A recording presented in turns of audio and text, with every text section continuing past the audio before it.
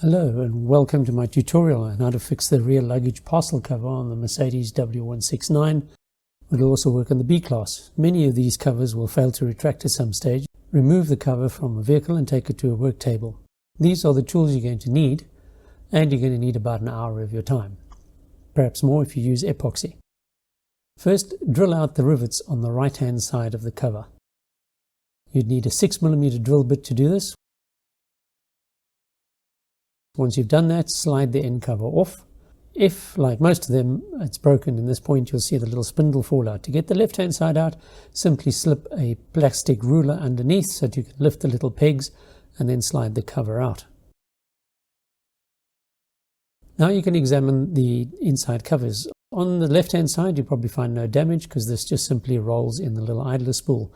The right-hand side is the one that normally breaks out, normally because it's snapped back or simply due to age. First of all, before repairing anything, check that the spring is still tensioning, wind it up and then release it. If it's working, all is good. Drill a 5mm hole through the right hand end of the cover as shown.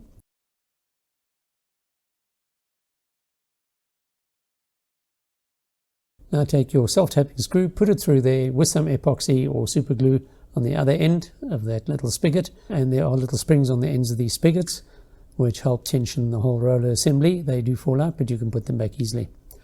I used epoxy to fix mine and I let it dry for 24 hours.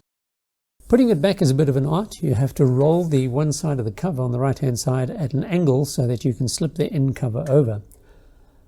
Very carefully jiggle it so that you can get the newly repaired spigot into the little splines. Once you've done that, start turning it anti-clockwise to tension the spring. How much you wish to tension it is really a matter of taste, but I found that about 20 turns is all that is needed. In between each turn, hold the cover firmly because the spring will just make it push off and then the whole spring will unwind again.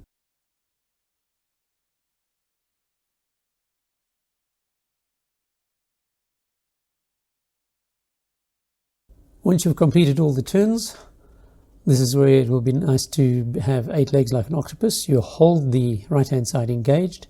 You then slide the metal sleeve back over the assembly. What you'll have to do first is wind up the cover back into its fully retracted position.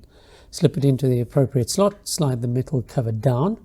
It might be useful to have an assistant. I didn't, and therefore it took a little while to jiggle the metal, which flexes into and under the cover without letting go of the whole thing to make it zip back into an untensioned state. However, if you persevere and are patient, you'll get the metal cover slid into the cover.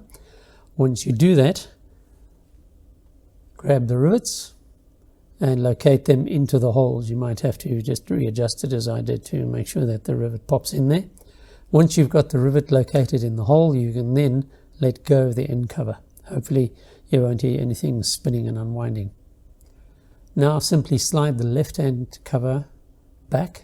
Remember that this assembly is now upside down on the work table, so left and right looks different. But slide them through, make sure that the cover goes through the slot. Otherwise it'll bind. And once you've done that, it simply slides in and snaps in place. Now grab your rivet gun, draw the rivets on the right hand side to secure it. And then you can take the matter to the vehicle again and test it. Draw it out and let it go back by guiding it. Don't just let it go to snap. Thank you for watching.